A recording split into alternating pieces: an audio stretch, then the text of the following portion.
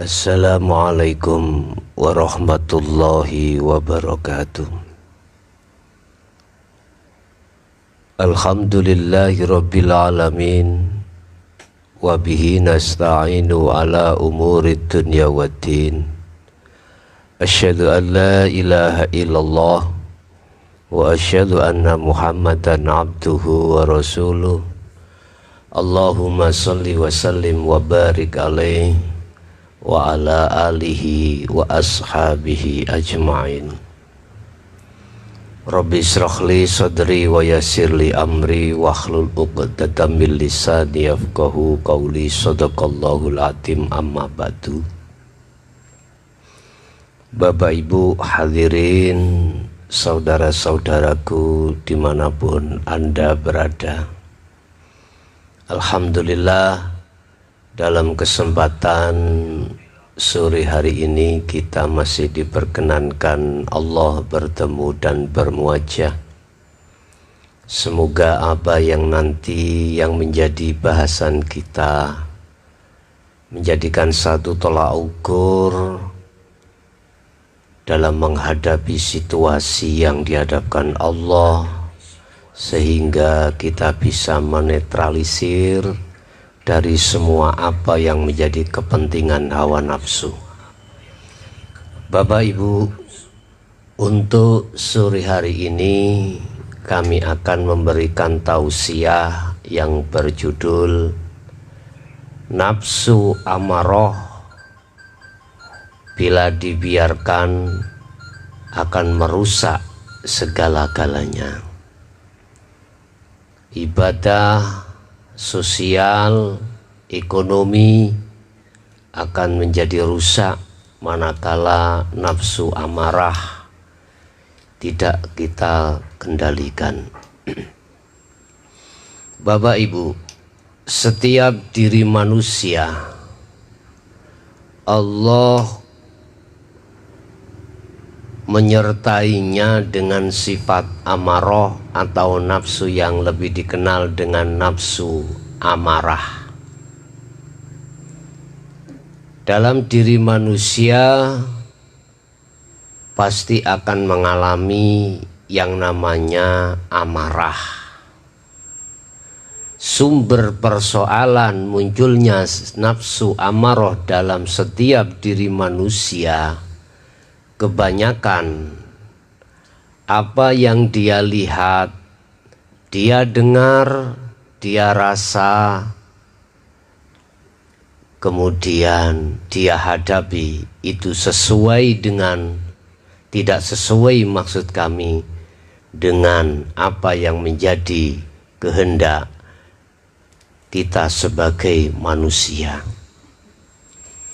Dalam istilah lain, apabila kita menghadapi sikon yang tidak baik, ya, atau qobdi, takdir yang berupa qobdi, di dalam diri itu pasti akan amarah.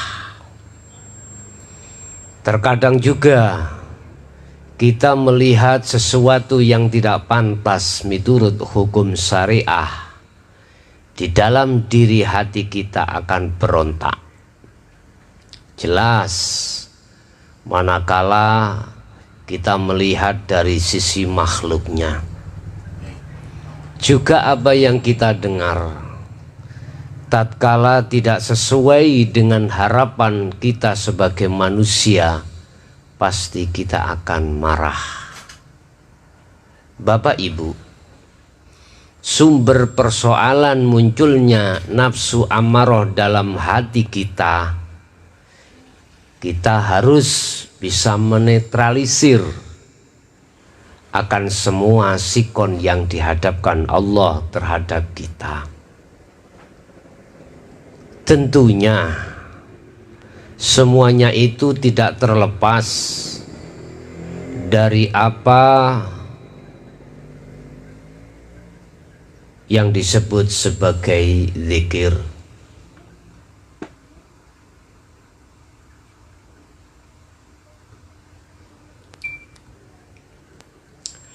Zikir yang kami maksud di sini adalah hati sadar dan menyadari bahwasanya semua apa, sikon bentuk apa, mendengar apapun, melihat apapun, merasa apapun, semata-mata hanyalah karena Allah.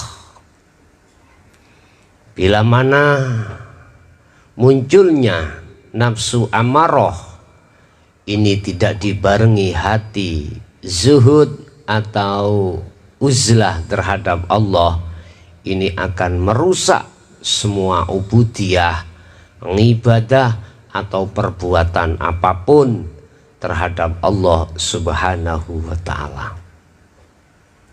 Kita lihat sikon di luar sana, karena beda pendapat, karena beda pilihan, karena beda aliran, itu pun bisa memicu tumbuhnya satu amarah. Apalagi bersentuhan langsung baik pendengaran maupun penglihatan secara fisik, ini akan menjadikan muncul dan kuatnya nafsu amarah. Nafsu amarah akan menjadi jinak manakala di dalam hati kita melakukan tindakan amalun solihun, tindakan satu perbuatan yang kembali kepada Allah Subhanahu wa ta'ala. Tentunya ini semuanya tidak terlepas dari zikir hatimu terhadap Allah Subhanahu wa ta'ala. Memang semuanya itu tidak mudah, akan tetapi sudah merupakan satu tabiat manusia.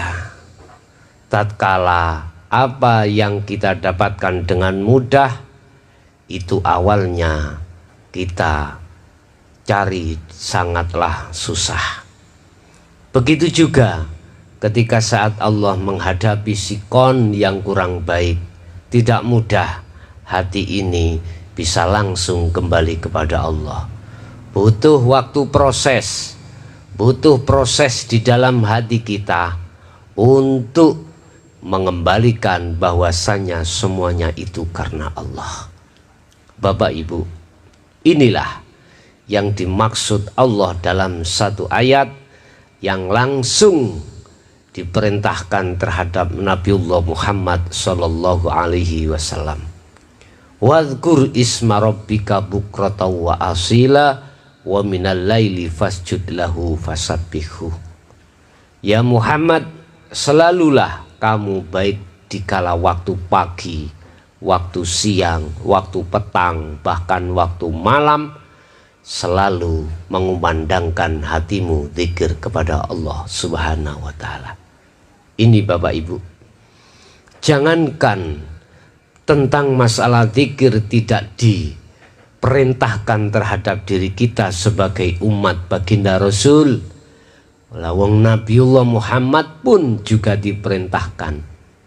Berarti Allah memerintahkan walaupun di dalam ayat tadi terhadap Muhammad, tetapi juga harus terhadap diri kita. Manakala kita mau untuk mengendalikan, menetralisir dari nafsu amarah yang ada pada diri kita. Memang Bapak Ibu, saya akui, kita mengendalikan amarah tidak semudah kita membalikkan tangan. Tetapi semuanya itu sudah menjadikan salah satu sunatullah, hukum, proses kita mendapatkan sesuatu harus kita tempuh dengan susah payah. Saya ja'alullahu ba'da usri yusra. Allah mendatangkan hal-hal yang sifatnya itu bahagia, itu kita terlebih dahulu kita harus menerima sesuatu dengan susah. Bapak Ibu, susah untuk siapa, mudah untuk siapa. Dan inilah perbedaan di antara beberapa makom. Bagi kita yang masih belajar amal, masih belajar ilmu, belajar amal, ini memang sangatlah susah. Makanya yang namanya takwa meliputi 3 hal. Nominasi istiqomah diletakkan yang nomor 3 yang terakhir. Ilmu, amal, istiqomah. Maksudnya kita harus tetap selalu dan selalu mengumandangkan zikir kepada Allah. Dengan begitu, waktu yang tidak bisa ditentukan, kita akan mudah untuk menjinakkan hawa nafsu yang disebut amarah.